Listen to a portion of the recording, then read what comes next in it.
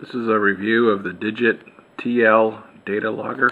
It's a USB data logger that comes in an enclosure, and you plug it into your computer and you'll be able to get either temperature or light readings. I don't know how accurate the light. I bought it for temperature. They have a version that does humidity also, but this one's just the temperature and light. It's about $40 or so.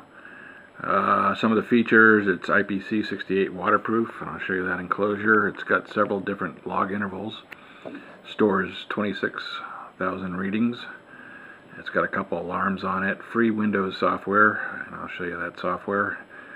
We can export it to CSV, and it has a light sensor, so it's kind of nice relative, so you could see if you were, it was light out, or if the unit was seeing light. So if it was outside and you were just trying to do temperature, or if you you're in your refrigerator and somebody opens the door and your light works, then you'd see the light. I guess I'm looking online here, see if there's some other features that'll tell you, 4-year battery life, blah blah blah. Operating temperature -31F to +185F. And so this is what it looks like in the real world. It's got this handy dandy enclosure. I guess you can get an aluminum one also. I didn't know that at the time I bought it, but this one's okay. It's plastic, and the end screws off of it, which is how you get to the unit inside it. Otherwise, it's just kind of flopping around in there. It's got a keychain, so you could put it in liquid, but you'd have to find a way to keep it from floating, as obviously with the air in it. So if you were to put it in a river or something like that, I guess it would be okay. I put it in liquid, and it seemed to not collect any water inside it. So yeah, it's watertight. So yeah, I guess it would eventually transfer the temperature through. But I've had this in my car sorter center console glove box for at least a week now, I think. So I'm just gonna, that's for the demonstration data we have. So let me open up the end over here. And the end has a lot of fine threads and a little rubber sealant. And when you take that off, you'll have the unit itself, which has just got a USB on one end, and it's got a battery in it. I don't know what type of battery. And when you plug this in, it'll light up on whether it's alarmed or not. I don't believe I set any realistic alarms on that. So all you do, first of all, you got to go out and get the software and download the software. It's sort of a specialty. It's free, but it's proprietary or whatever. And so it lights up green here, and I guess it would light up red if I had some kind of alarm. I hadn't had to find that yet. So you have to open up the proprietary Otero software. I've got version 1.4.9. Don't know if that matters, but you can see it's got a little representative picture of my stick. It's got my device name that I had put in. I'm logging temperature, logging light. You got a place for alarms. I've got it on a 1-minute interval. I think you can do it down to like 1 second or something like that.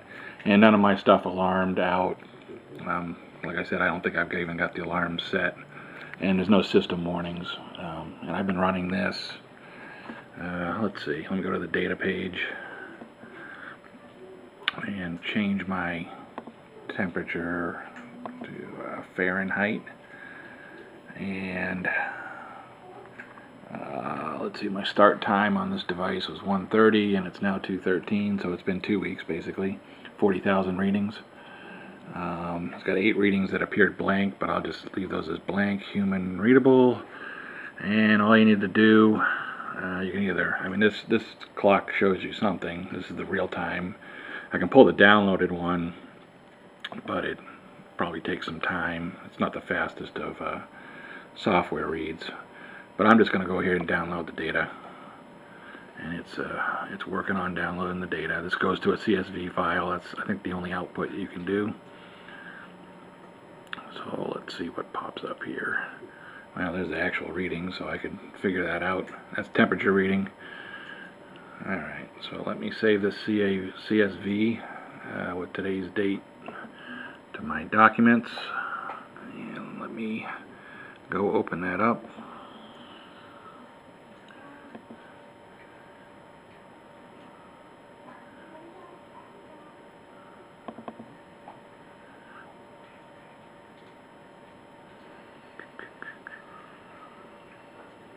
And what you see, standard CSV file. This is your time.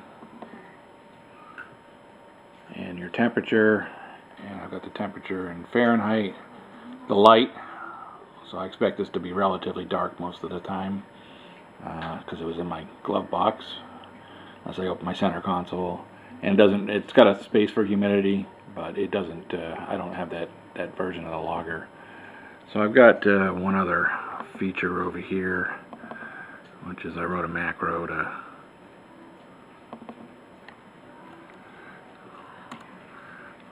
help make that into a chart. You can either build this manually or enable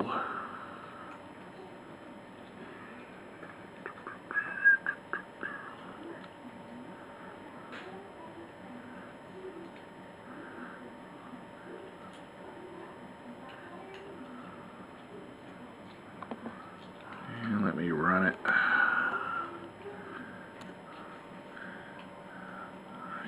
See what kind of chart I get out of this.